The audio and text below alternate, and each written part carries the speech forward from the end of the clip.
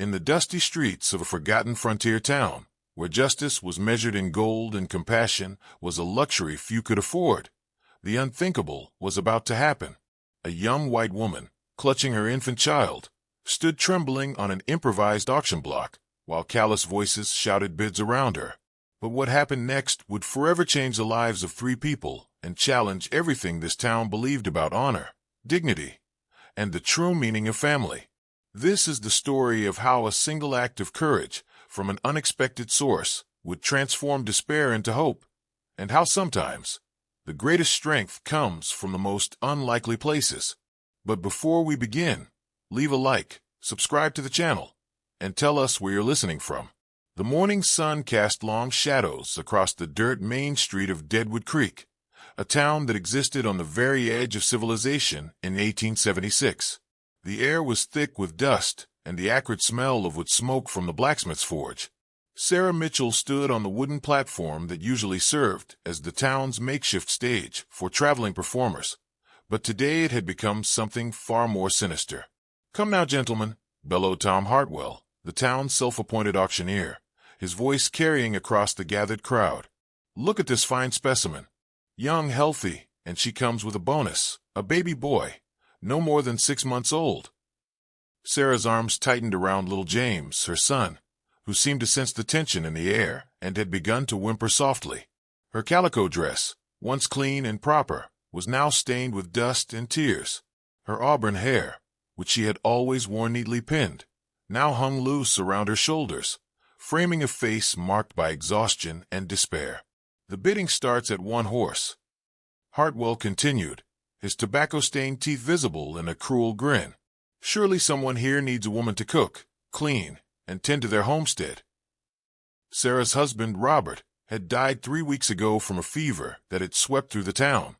With no family to turn to and mounting debts from Robert's failed mining claim, she had fallen into the hands of creditors who saw her as nothing more than property to be sold. "I'll give you my old mare and a bag of grain," shouted Jake Morrison, a grizzled prospector known for his mean temper and dirty hands. "That nag ain't worth spit," laughed another voice from the crowd. "I'll offer a young stallion and $20. The bidding continued, each offer feeling like a knife through Sarah's heart. She looked out at the faces in the crowd, some leering, others merely curious, but none showing an ounce of human compassion.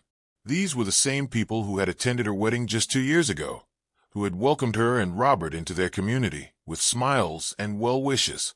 "Please," she whispered, her voice barely audible above the noise. "Please, someone help us." But her plea was lost in the cacophony of bids and crude comments. James began to cry harder, his tiny fists waving in the air, and Sarah bounced him gently, trying to provide what comfort she could in this nightmare. $30 and a strong workhorse," came a new voice, and Sarah's heart sank further.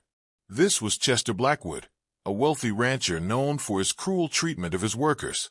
If he won the auction, she knew her life, and her son's, would be one of endless misery. "Going once," Hartwell called out, his gavel raised high.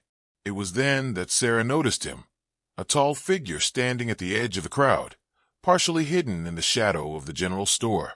Unlike the other men present, he stood perfectly still, his dark eyes taking in the scene with what seemed like careful consideration. He was clearly Native American, his long black hair braided with leather cord, wearing a combination of traditional and traded clothing that marked him as Lakota. Their eyes met across the chaos, and Sarah saw something in his gaze that had been absent from all the others: humanity. Not pity, not desire, but recognition of her as a person, a mother, a human being worthy of dignity. "Going twice." Hartwell's voice cut through her thoughts. The Lakota man stepped forward, his movement fluid and deliberate. The crowd noticed him immediately, and a hush fell over the gathering. Tensions between the white settlers and the native tribes had been running high, and his presence here was unexpected. "I offer something more valuable than horses or gold," he said, his voice clear and strong, carrying easily across the square. His English was precise, learned from years of trading with white settlers and missionaries. Hartwell frowned, unsure how to respond.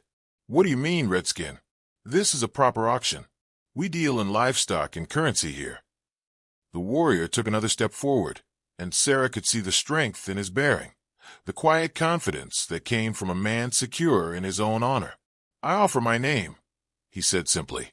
"I offer them the protection of my family, my tribe, my ancestors. I offer them a place in our world." A murmur ran through the crowd. Some laughed nervously, others looked confused, but a few of the older settlers understood the significance of what he was proposing. Among the Lakota, to give one's name was to offer protection, to claim responsibility for another's welfare, to make them family.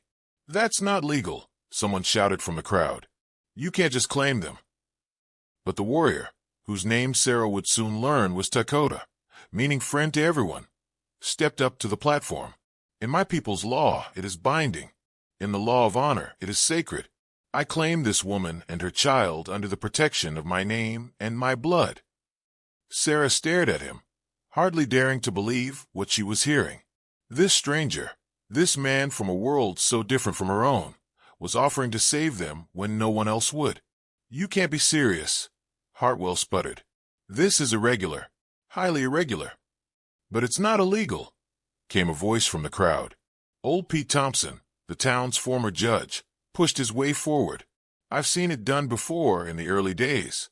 If he's willing to take responsibility for their debts and their welfare, and if the woman agrees, then it's as binding as any purchase."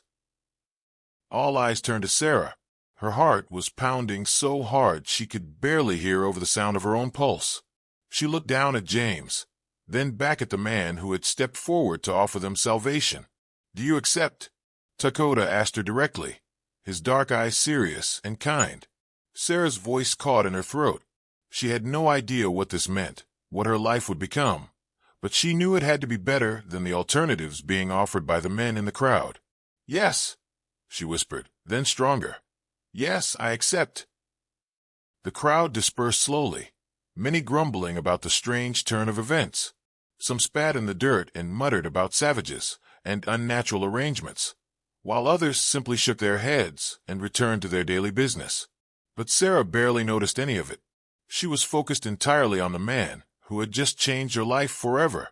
Takoda approached the platform where she still stood, James now quiet in her arms. Up close, she could see the details she had missed from a distance. The small scar above his left eyebrow, the intricate beadwork on his leather vest, the weathered but gentle hands that he extended to help her down from the platform. "My name is Takoda," he said as she accepted his help, his touch respectful and brief. "It means friend to everyone in my language. You are now under my protection." "I'm Sarah," she replied, her voice still shaky from the ordeal. "Sarah Mitchell, and this is my son, James." Takoda nodded gravely. "Sarah Mitchell, mother of James. These names I will remember and honor." As they walked away from the auction site, Sarah felt the weight of curious and hostile stares from the townspeople. She had lived in Deadwood Creek for 2 years, but now she felt like a stranger in her own community. The woman who had just been sold like livestock was now walking freely beside a Lakota warrior, and the contradiction was unsettling to everyone who witnessed it. "Where are we going?" she asked, adjusting James's position in her arms as they reached the edge of town. "First, to settle your debts," Takoda replied. "Then to my camp. My people are staying 2 miles north of here, by the river. We came to trade, but we will stay longer now." Sarah's steps faltered. "Your people? I don't know anything about." "You will learn," Takoda said simply, "as we will learn about you. This is the way of understanding between different worlds." They stopped first at the general store, where Takoda paid Sarah's outstanding debts with a combination of furs, beadwork, and silver coins. The storekeeper, Henry Walsh, counted everything twice, his suspicious eyes darting between Takoda and Sarah. "This settles her account," Walsh admitted grudgingly. "But I don't like this arrangement. It ain't natural." "Natural is what keeps people alive and safe," Takoda replied calmly. "This woman and her child needed help. I provided it. This is the most natural thing in the world." Next, they visited the small cabin that had been Sarah's home with Robert. It looked even smaller and more run-down than she remembered. the dreams she and Robert had shared now seeming like they belonged to someone else's life. Takoda waited patiently while she gathered her few possessions, some clothes, a few personal items, and a small leather journal that contained her private thoughts. "Is there anything else you need?" he asked as she emerged with a small bundle. Sarah looked back at the cabin one last time. "No," she said quietly. "There's nothing left for me here." The walk to the Lakota camp took them through terrain that Sarah had never explored, despite living so close to it for 2 years. The path wound through stands of cottonwood and oak, following the curve of the river that provided water for both the town and the native camp. As they walked, Takoda pointed out various plants and their uses, his voice taking on a different quality when he spoke of the natural world. "This is sage," he said, indicating a gray-green plant. "We use it for purification, for healing. And this," he knelt beside a cluster of small white flowers, "is yarrow, good for stopping bleeding, for healing wounds." Sarah listened, fascinated despite her nervousness. In her world, plants were either weeds to be cleared or crops to be cultivated. The idea that the wilderness itself could be a pharmacy was entirely new to her. "You know so much about these things," she said. "My grandmother taught me," Takoda replied. "She said that the earth provides everything we need, if we know how to look and listen. Perhaps you would like to learn." The offer was made casually, but Sarah sensed the significance behind it. Learning their ways would mean accepting her place in their world, becoming part of something she had never imagined possible. "Ah, yes," she said. "I think I would." As they crested a small hill, the Lakota camp came into view. Sarah's breath caught in her throat. She had expected something primitive, temporary, but what she saw was a well-organized community of teepees arranged in a careful circle, with a central fire pit and areas clearly designated for different activities. Children played in the spaces between the dwellings, while women worked on various tasks, and men tended to horses in a nearby corral. "It's beautiful," she whispered, and she meant it. There was something harmonious about the camp, something that spoke of people who understood how to live in balance with the world around them. "This is your home now," Takoda said, "if you choose to make it so." The first person to approach them was an elderly woman with kind eyes and silver hair braided with colorful beads. She spoke rapidly in Lakota to Takoda, her eyes moving frequently to Sarah and James. "This is my grandmother, Winona," Takoda translated. "She says you are welcome here, and that your son has strong eyes. She also says you look tired and hungry." Sarah realized that she was both. The stress of the morning, combined with the shock of her new circumstances, had left her feeling weak and disoriented. "She offers to prepare food for you and to help with the baby while you rest," Takoda continued. "She raised 5 children of her own and has helped with many grandchildren." The idea of trusting James to a stranger, especially one from such a different world, should have terrified Sarah. But something about Winona's gentle demeanor and the way she looked at James with such obvious warmth made Sarah feel safe. "Please tell her thank you," Sarah said, "and that I'm grateful for her kindness." Winona smiled and reached out to touch James's cheek softly. The baby, who had been fussing intermittently throughout the journey, suddenly grew calm and stared up at her with wide, curious eyes. "She says he has the spirit of a warrior but the heart of a peacemaker," Takoda translated. "She says this is a good combination for the world that is coming." As the sun began to set, painting the sky in brilliant oranges and purples, Sarah found herself sitting by the central fire, James sleeping peacefully in her arms. The women of the camp had welcomed her with a mixture of curiosity and kindness, and though they shared no common language, they had managed to communicate through gestures and smiles. Takoda sat beside her, translating conversations and explaining customs as the evening progressed. Sarah learned that the camp was made up of 3 extended families who traveled together, that they were skilled traders who dealt with both native and white settlements, and that Takoda was considered a bridge between worlds, someone who could speak for his people in negotiations with the white settlers. "Why did you help us today?" Sarah asked when they finally had a moment alone. Takoda was quiet for a long moment, staring into the fire. "In my vision quest, when I was young, I saw a woman with light hair and a child who needed protection. The spirits told me that my path would cross with theirs, and that helping them would help my people as well. I did not know when or how, but I knew I would recognize the moment when it came. And you think today was that moment? I know it was, he said simply. The spirits do not lie, even when their messages are difficult to understand. Sarah looked around at the camp, at the people who had welcomed her despite having every reason to be suspicious of a white woman. She thought about the auction block, about the cruel faces of the men who had bid on her like she was livestock, and then about this man who had offered his name, his very identity, to save her and her son. What happens now? She asked. Now you rest, Takoda said. Tomorrow, you begin learning how to be part of our world, and we begin learning how to be part of yours. As if to emphasize his words, James stirred in her arms and opened his eyes, looking directly at Takoda with an expression that seemed far too wise for a baby.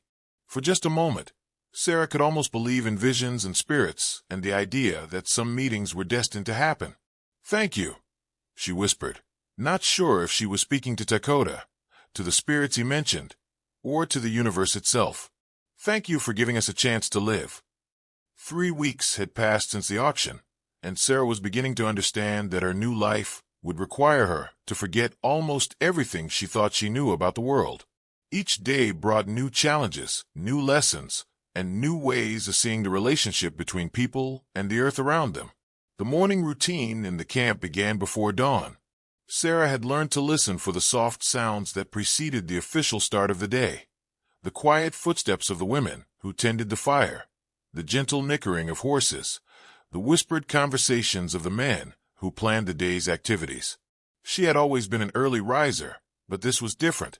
In her old life, mornings had been about rushing to complete tasks. Here, they were about connecting with the rhythm of the world itself. Sarah, Winona called softly in her improving English. The elderly woman had been teaching Sarah their language while learning English herself, and their conversations had become a daily highlight for both women. Come, today we gather medicine. Sarah carefully placed James in the cradle board that Winona had made for him, a beautifully crafted piece of work that kept him safe while allowing him to observe the world around him.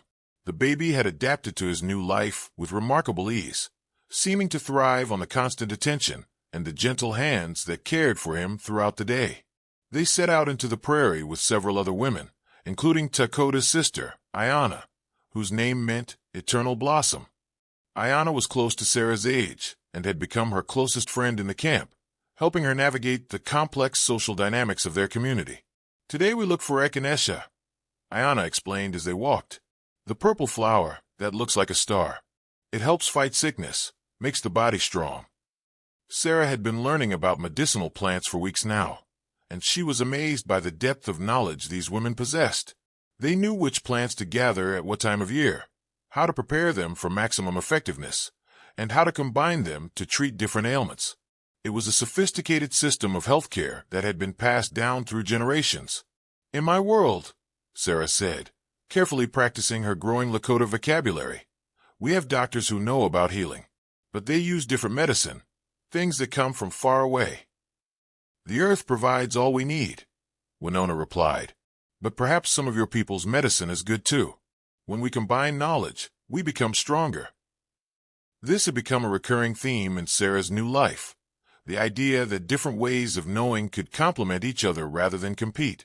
It was a concept that challenged everything she had been taught about the superiority of her own culture. As they gathered plants, Sarah noticed a group of men approaching from the direction of town. Her heart began to race as she recognized Tom Hartwell, the auctioneer, along with several other men from Deadwood Creek. Their faces were grim, and they were all armed. Trouble comes, Ayana said quietly, her hand moving instinctively to the knife at her belt.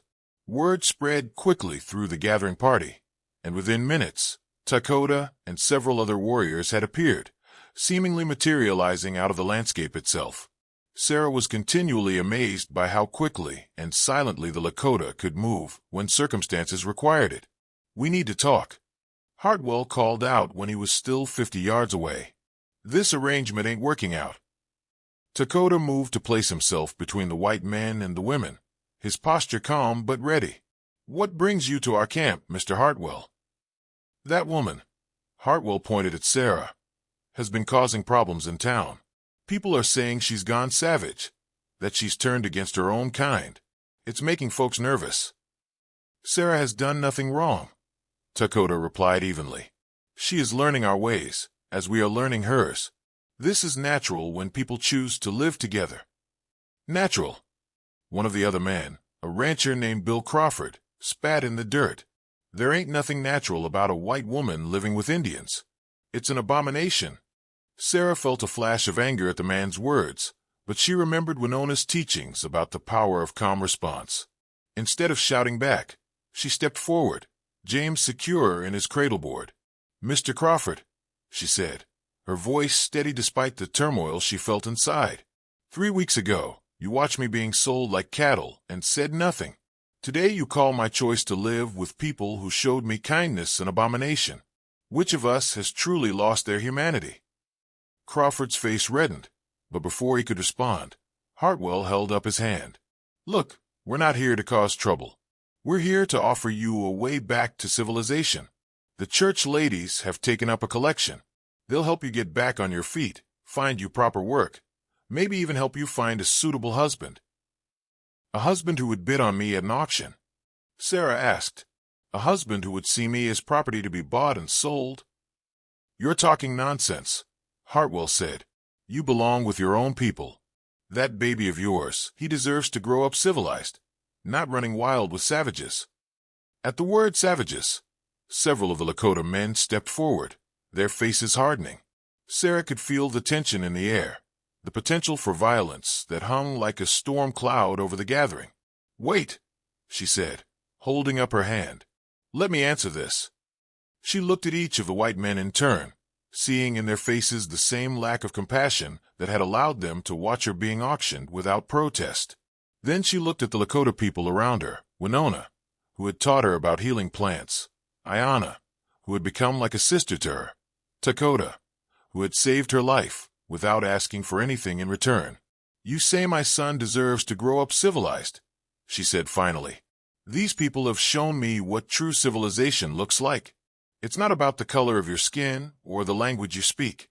It's about how you treat the weakest among you, how you care for those who cannot care for themselves, how you live in harmony with the world around you." She paused, adjusting James in his cradleboard. "3 weeks ago, I was desperate and alone, and your civilized community was ready to sell me to the highest bidder. Today, I have a family, a home, and a purpose. I've learned skills that will help me contribute to my community. I've found people who value me for who I am, not for what I can do for them." "You've been brainwashed," Crawford said dismissively. "Living out here has made you forget who you are." "No," Sarah replied firmly. "Living here has helped me remember who I am. I'm a mother, a learner, a member of a community that values each person's contribution.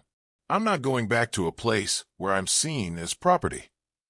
Hartwell and his men exchanged glances, clearly frustrated by her response. "This ain't over," Hartwell said finally. "People in town are getting riled up about this situation. They're talking about getting the territorial authorities involved." "Let them talk," Takoda said calmly. "We have broken no laws. We have harmed no one. We have simply offered shelter to a woman and child who needed help." After the white men left, Sarah felt a mixture of relief and apprehension. She had just definitively chosen sides in a conflict that she was beginning to understand was much larger than her personal situation. "Did I do the right thing?" she asked Takoda as they walked back to camp. "You spoke from your heart," he replied. "That is always the right thing to do. But you should know that this choice may bring difficulties for all of us." "What kind of difficulties?" Takoda was quiet for a moment, watching James gurgle happily in his cradleboard. "My people and yours have been at war for many years. There are those on both sides who profit from conflict, who do not want to see cooperation between our peoples. Your choice to live with us, to learn our ways, threatens their view of the world. So what do? We continue to live with honor," Takoda said simply. "We continue to show that different peoples can coexist, can learn from each other, can become family. and we prepare for the storms that may come. That evening, as Sarah sat by the fire with James in her lap, she reflected on how much her life had changed. 3 weeks ago, she had been a desperate woman with no choices. Today, she was a woman who had chosen her own path, despite the difficulties it might bring. Winona settled beside her, offering her a cup of tea made from prairie herbs. "You chose well today," the older woman said in her careful English, "but the path ahead may be difficult." "I know," Sarah replied, "but I've learned something important from all of you. Sometimes the hardest path is the one that leads to the most growth." As the fire crackled and the stars emerged in the vast prairie sky, Sarah felt a deep sense of peace. She had found her place in the world, and she was prepared to fight for it.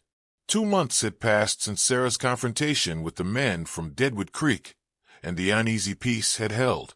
But change was coming to the prairie, and everyone could sense it in the way the wind carried distant sounds, and the way the horses grew restless in the evening hours. Sarah had flourished in her new life. Her hands, once soft from domestic work, had grown skilled at beadwork and plant gathering. Her understanding of the Lakota language had progressed to the point where she could hold complex conversations with the women of the camp. Most importantly, she had found a role in the community that utilized her unique position between two worlds. "Sarah," Takoda called to her one morning as she was preparing James for the day. "Riders are coming from the east. Many riders." Sarah's heart sank. She had been expecting this day, but hoping it would never come. She quickly gathered James in his cradleboard and joined Takoda at the edge of the camp, where a group of warriors had assembled to observe the approaching party. Through the morning haze, Sarah could make out at least 20 mounted men, their dust cloud visible for miles away. As they drew closer, she could see that they were a mix of townspeople from Deadwood Creek and what appeared to be territorial officials, recognizable by their formal dress and military bearing. "They're not just here to talk," Takoda observed, noting the weapons the men carried and their formation. "They come prepared for conflict." Within the camp, preparations began with the fluid efficiency Sarah had learned to admire. Children and elderly were moved to safer positions, while warriors took up defensive positions that seemed random but were actually carefully planned. The women continued their daily tasks, but Sarah noticed that they kept their knives and other tools within easy reach. "What do they want?" asked Diana, joining them with her own infant son strapped to her back. "They want to prove that their way is the only way," Sarah said quietly. "They want to show that cooperation between our peoples is impossible." The riders stopped about 100 yards from the camp, well within speaking distance, but far enough to avoid seeming immediately threatening. At their head was a man Sarah didn't recognize, tall, well-dressed, with the bearing of someone accustomed to authority. "I am Marshal Theodore Blackwood," the man called out. "I represent the territorial government of Dakota Territory. I'm here to investigate reports of an illegal arrangement between white settlers and hostile Indians." Sarah felt a chill at the word hostile. These people had shown her nothing but kindness, had welcomed her into their family, had treated her with more respect than her own community had. But she knew that in the eyes of the law, their race alone made them suspect. "There is nothing illegal here," Takoda replied, his voice carrying easily across the distance. "We have harmed no one. We have taken no property that was not freely given. We have offered protection to a woman and child who needed it." "That's not how the law sees it," Blackwood replied. "The woman is a white citizen. The child is a white citizen. They belong with their own people, not living as savages in the wilderness." The word stung, but Sarah had learned to control her emotional responses. Instead of reacting with anger, she stepped forward, making herself visible to the marshal. "Marshal Blackwood," she called out, her voice clear and strong. "I am Sarah Mitchell. I am here by my own choice, caring for my son and contributing to a community that values my presence. No one is holding me against my will." "Ma'am," Blackwood replied, his tone taking on a patronizing quality that made Sarah's jaw clench. "I understand that you may have been through traumatic experiences, but you're not thinking clearly. These Indians have taken advantage of your vulnerability. It's time to come home." "This is my home," Sarah said firmly. "These people are my family. I have no intention of leaving. Behind Blackwood, she could see Tom Hartwell and several other men from Deadwood Creek, their faces showing a mixture of anger and satisfaction. They had gotten the authorities involved, just as they had threatened. "Ma'am, I'm afraid that's not your choice to make," Blackwood said. "As a territorial marshal, I have the authority to remove white citizens from potentially dangerous situations. You and your child are coming with us." "On what authority?" Takoda stepped forward, his hand resting casually on his knife handle. "She is under my protection. She has committed no crime." "The authority of the United States government," Blackwood replied. "And you, Indian, are interfering with a federal officer in the performance of his duty. That's a crime that could get you hanged." The tension in the air was thick enough to cut. Sarah could see the warriors around the camp preparing for what seemed like inevitable violence. But she also saw something else: Winona, moving quietly among the women, whispering instructions that seemed to have nothing to do with fighting. "Marshal," Sarah said, thinking quickly, "before you take any action, I'd like to request a formal hearing. As a citizen, don't I have the right to present my case to an impartial judge?" Blackwood frowned, clearly not having expected this response. "A hearing? Ma'am, this isn't a legal matter. This is a rescue operation." "But it could become a legal matter," Sarah pressed. "If you remove me against my will, without giving me a chance to present my side of the story, you could be violating my rights as a citizen. I'm asking for a fair hearing, with witnesses from both communities." She could see Blackwood calculating, probably thinking about the potential political ramifications of his actions. The territorial government was trying to maintain peace with the various native tribes while also satisfying the demands of white settlers. A heavy-handed approach could cause problems on both fronts. "Very well," he said finally. "We'll hold a hearing in Deadwood Creek tomorrow morning, but you're coming with us tonight, for your own protection." "No," Takoda said firmly. "She stays here until the hearing.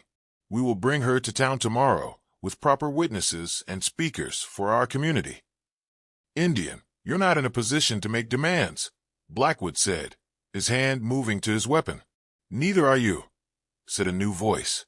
Sarah turned to see Chief Standing Bear, the leader of the larger Lakota group, emerging from the camp with several senior warriors. She had only met him a few times, but she knew that his presence here meant that this had become a matter of tribal importance. "Chief Standing Bear," Blackwood said, his tone becoming more respectful. "I didn't know you were in the area." "I am always in the area when my people are threatened," Standing Bear replied in careful English. "This woman is under our protection. She has chosen to live with us according to our customs. You have no authority to remove her without proper legal process." "The law doesn't recognize Indian customs," Blackwood said. "Then perhaps the law needs to change," Standing Bear replied. "We will attend your hearing tomorrow. We will bring witnesses who can speak to this woman's character and her place in our community. We will show that she is not a prisoner, but a valued member of our family." Sarah felt a surge of emotion at the chief's words. In her old life, she had been alone, dependent on the goodwill of others, but never truly belonging anywhere. Here, she had found people who were willing to face down the might of the territorial government to protect her right to choose her own path. "Fine," Blackwood said after a long moment. "The hearing will be held tomorrow at 10 in the morning in the town hall. But I'm warning you, if this woman or her child are harmed in any way, I'll hold you personally responsible." As the marshal and his men rode away, Sarah felt a mixture of relief and apprehension. She had bought them time, but she knew that the real battle was yet to come. That evening, as the camp prepared for what everyone understood might be their last night together, Sarah sat with James and tried to explain to him what was happening, even though she knew he was too young to understand. "Tomorrow, we're going to fight for our right to be a family," she whispered to him. "And no matter what happens, I want you to know that you are loved, not just by me, but by all these people who have made us part of their world." Takoda sat down beside her, his presence a comfort in the uncertainty. "Are you afraid?" he asked. "Yes," Sarah admitted, "but I'm also angry. These people have shown me what real family looks like, what true civilization means. And tomorrow, I'm going to tell everyone who will listen that the love and acceptance I've found here is worth fighting for. And if they don't listen? Sarah looked around at the camp, at the people who had become her family, at the life she had built from nothing. Then we'll find another way.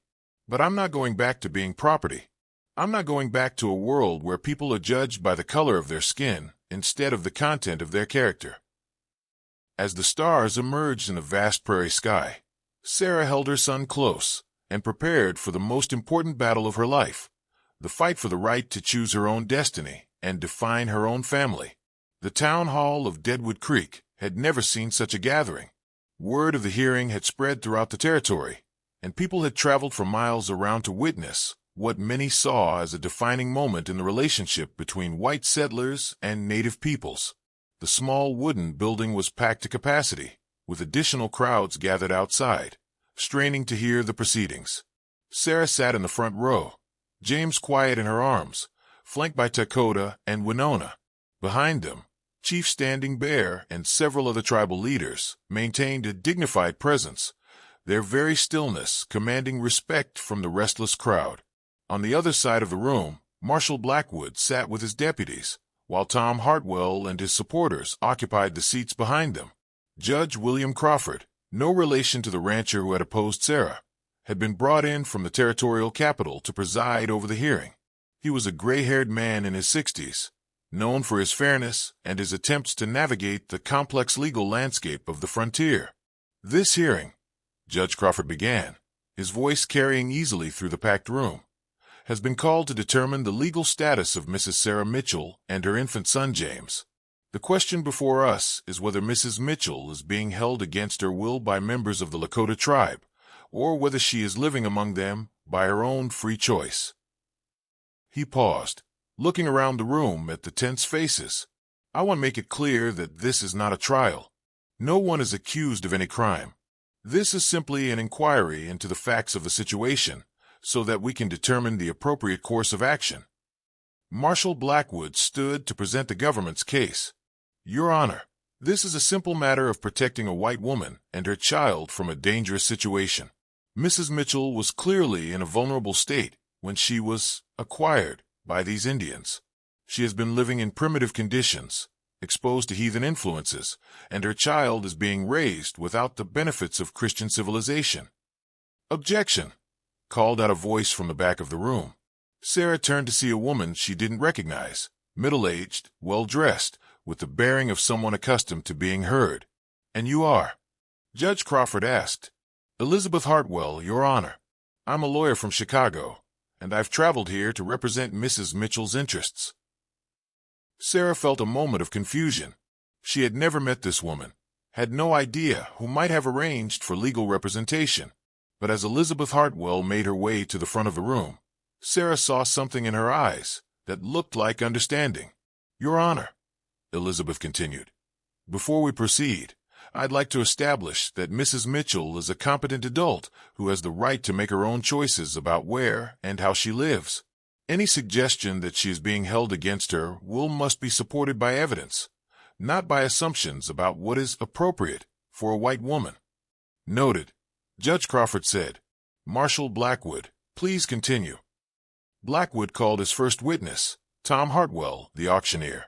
Mr. Hartwell, please tell the court about the circumstances under which Mrs. Mitchell came to be living with the Indians.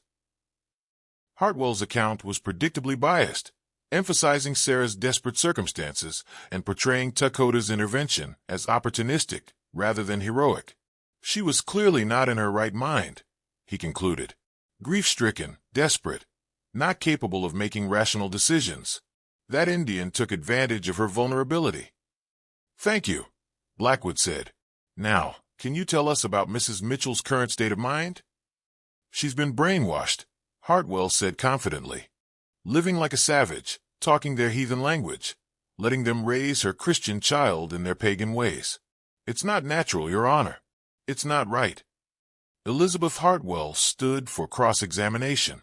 Mr. Hartwell, you mentioned that Mrs. Mitchell was being auctioned. Can you explain the legal basis for this auction? Hartwell shifted uncomfortably. Well, she had debts, you see. Her husband died and... Mr. Hartwell, Elizabeth interrupted. Are you aware that the sale of human beings has been illegal in the United States since 1865? It wasn't a sale of a person, Hartwell protested. It was an arrangement to pay off debts. By selling a woman and her child to the highest bidder. Well, when you put it that way. Is there another way to put it? Elizabeth asked pointedly. You were conducting an illegal slave auction, were you not? Objection. Marshal Blackwood stood. This is not relevant to the current proceedings. I disagree, Judge Crawford said thoughtfully. The circumstances under which Mrs. Mitchell came to be with the Lakota are very relevant to determining whether she is there by choice or by coercion. Continue, Counselor. Elizabeth pressed her advantage. Mr. Hartwell, how many people in that crowd attempted to help Mrs. Mitchell without expecting something in return? Well, that is. The answer is none, isn't it? The only person who offered help without expecting to own her was Takoda. Is that correct? Hartwell's face was red with embarrassment and anger. That's not how it was. Then how was it, Mr. Hartwell? Please tell the court exactly how your arrangement differed from a slave auction. When Hartwell couldn't provide a satisfactory answer, Elizabeth dismissed him and turned to Judge Crawford. Your Honor, I'd like to call Sarah Mitchell to testify on her own behalf. Sarah stood on shaking legs, James still in her arms. She had practiced this moment in her mind dozens of times, but now that it was here, she felt the weight of history pressing down on her shoulders. Mrs. Mitchell, Elizabeth began gently, please tell the court about your life before your husband's death. Sarah described her marriage to Robert, their hopes for the future, their struggles with the mining claim. She spoke of her isolation after Robert's death, her mounting debts, her desperation as she realized she had no options left. And what happened the day of the auction? I was terrified, Sarah said, her voice growing stronger as she continued. I was being sold like an animal, to men who saw me as property. I thought my life was over, that James would grow up without knowing what it meant to be truly valued as a human being. And then Takoda stepped forward. He didn't offer money or goods. He offered his name, his protection, his family's acceptance. He offered us a place in his world. And you accepted? I accepted, Sarah said firmly. Not because I was coerced or confused, but because I recognized genuine kindness when I saw it. These people offered me something I had never had before, unconditional acceptance. Elizabeth walked closer to Sarah. Tell the court about your life in the Lakota camp. Sarah's voice grew warm as she described her daily routine, her friendships with the women, her growing skills in traditional crafts and plant medicine. She spoke of Winona's patient teaching, of Ayana's sisterly support, of the way the entire community had embraced James as one of their own. Have you been mistreated in any way? Elizabeth asked. Never, Sarah said emphatically. I have been treated with more respect and kindness than I ever experienced in white society. I have been valued for my contributions, not judged for my circumstances. And your son? Sarah looked down at James, who was gurgling happily in her arms, seemingly oblivious to the tension around him. James is thriving. He's surrounded by people who love him, who teach him about the world through patience and example. He's learning 2 languages, 2 ways of seeing the world. He's being raised to be strong but gentle, brave but compassionate. Mrs. Mitchell, Elizabeth said, if this court orders you to return to white society, what will you do? Sarah took a deep breath. I will fight it through every legal means available. These people are my family now. This is my home. I will not allow myself or my son to be torn away from the people who have shown us what true love looks like. Thank you, Elizabeth said. Your witness, Marshal. Blackwood's cross-examination was aggressive, focusing on the primitive conditions of the camp, the potential dangers of living among hostile Indians, and the corruption of raising a white child in a non-Christian environment. But Sarah met each challenge with calm dignity, describing the sophisticated knowledge systems of the Lakota, their deep spiritual beliefs, and the values of community and respect that guided their daily lives. Mrs. Mitchell, Blackwood said finally, don't you think your son deserves to grow up in civilization? Marshal, Sarah replied. "I've learned that civilization isn't about the color of your skin or the buildings you live in. It's about how you treat other people, especially those who are different from you. My son is growing up in the most civilized community I have ever known." When Sarah returned to her seat, Elizabeth called Chief Standing Bear to testify. The chief's testimony was brief but powerful, describing Sarah's contributions to the community and affirming that she was considered a full member of the tribe, with all the rights and protections that entailed. "In our tradition," Standing Bear said, "family is not about blood alone. It is about choice, about commitment, about the bonds we create through shared experience and mutual support. Sarah Mitchell and her son are our family. We will protect them as we would protect any member of our people." The final witness was Takoda himself. Elizabeth questioned him about his motivations for helping Sarah, his vision quest, and his understanding of the legal and social implications of his actions. "Why did you risk so much to help a stranger?" Elizabeth asked. "Because," Takoda said simply, "the spirits teach us that all people are connected. Her suffering was our suffering. Her salvation was our salvation. When we help others, we help ourselves. When we turn away from those in need, we diminish our own humanity. And if this court orders you to give up your protection of Mrs. Mitchell?" Takoda's voice was steady and strong. "I cannot give up what I do not possess. I do not own Sarah Mitchell. She is a free woman who has chosen to live with us. If she chooses to stay, she will always be welcome. If she chooses to leave, she will go with our blessing. But the choice is hers alone." As the testimony concluded, Judge Crawford called for a recess to consider his decision. Sarah sat with her new family, feeling the weight of the moment. Outside, she could hear the crowd growing restless, voices raised in argument as people debated the merits of the case. "Whatever happens," Takoda said quietly, "you have shown great courage today. You have spoken truth to power. That is all any of us can do." Sarah nodded, holding James close. She had said everything she needed to say. Now it was up to the judge to decide whether the law would recognize her right to choose her own path. When court reconvened, Judge Crawford's expression was grave. "This case," he began, "has forced me to confront fundamental questions about freedom, family, and the nature of civilization itself.